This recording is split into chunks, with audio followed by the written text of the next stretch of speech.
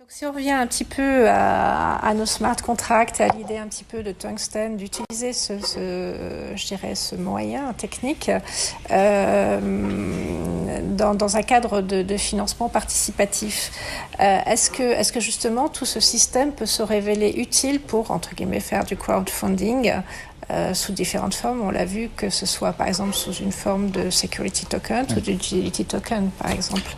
Alors, le smart contract, dans la plupart du temps, lorsqu'on en parle dans le cadre d'une ICO, voilà, dans le cadre du crowdfunding, en fait, c'était vraiment beaucoup plus un agent technique. C'est vraiment le vesting contract, donc le vesting smart contract, qui va vraiment reverser les jetons après la période donnée. Et oui, mais en fait, c'est pas forcément le fait qu'on dise smart contract dans le cadre du crowdfunding qui en fait un système intéressant. C'est beaucoup plus, est-ce que vous allez pouvoir bénéficier de l'écosystème blockchain grâce au fait que vous aurez votre titre, par exemple, plus sur un papier ou un droit valeur détenu par un tiers, mais véritablement, en fait, potentiellement dans votre main, ou alors géré par une personne voilà, par exemple, un gestionnaire de fonds ou autre. Moi, je pense qu'il faut toujours se poser la question de se dire, quel est mon business model? Est-ce que j'ai besoin de la blockchain? Et la réponse, des fois, est non.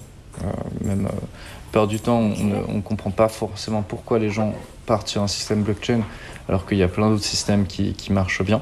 Ok. Et si en fait j'ai une plus-value par rapport à la blockchain, comment en fait je peux faire en sorte pour rendre un système qui soit à la fois fonctionnel et à la fois légal. Et ça, à mon avis, c'est les trois vraiment questions à se poser. Et je pense que typiquement, suivant ce que l'on vend, ou suivant en fait si on a vraiment des projets qui sont liés à des communautés ou qui veulent mettre à profit, je sais pas, des services très très innovants, eh bien la blockchain forme véritablement en fait un moyen d'inclusion. Puisque vu que c'est disponible sur Internet et que c'est en réalité des jetons, enfin tout est certifié, eh bien à ce moment-là, en fait, on peut avoir confiance et en fait, on peut avoir n'importe qui avec un téléphone, arrive à justement à profiter finalement d'une information certifiée. Donc en fait, si je comprends bien, c'est plus un aspect entre guillemets psychologique, communautaire, marketing, que finalement un aspect technique qui est intéressant. Non, c'est pas que ça, mais ça dépend. En fait, il y a tellement de cas pratiques. Voilà.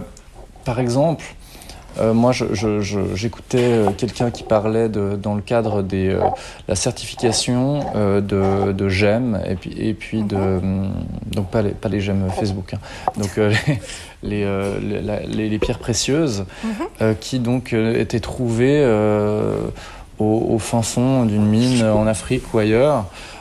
Et qui étaient trouvés par des personnes, des mineurs qui étaient très souvent des gens très pauvres. D'accord. Et qui devaient revendre ces pierres en fait un peu à moitié prix parce qu'ils ne pouvaient pas forcément prouver l'origine. Et puis on avait en fait un tracé de ces pierres qui pouvait servir à financer des choses horribles et diverses.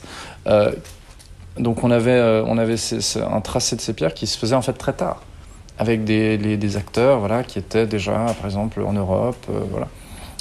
Ce mécanisme de la blockchain permettait de prendre une photo, de la mettre sur une blockchain, donc gratuitement, parce que le coût est de quasiment zéro, et de permettre en fait dès le départ une sorte de tracé d'une certaine pierre qui permettrait en fait à terme de les revendre plus cher, puisque des pierres en fait qui sont tracées ont une valeur beaucoup plus grande que celles qui ne le sont pas.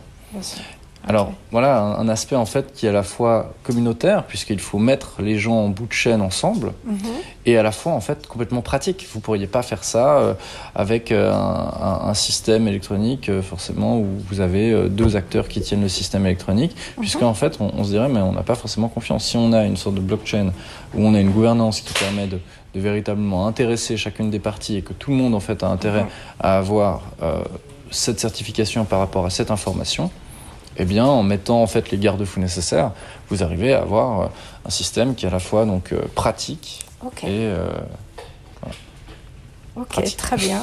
Donc je retiens l'exemple qui est super intéressant, effectivement.